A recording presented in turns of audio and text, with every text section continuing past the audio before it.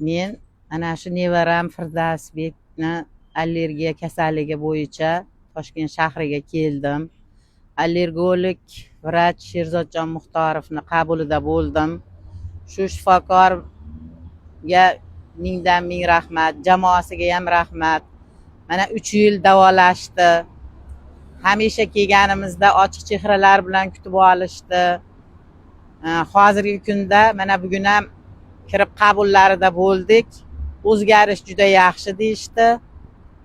Nihoyatda men ham nevaramni sog'ligiga ilhoq edim.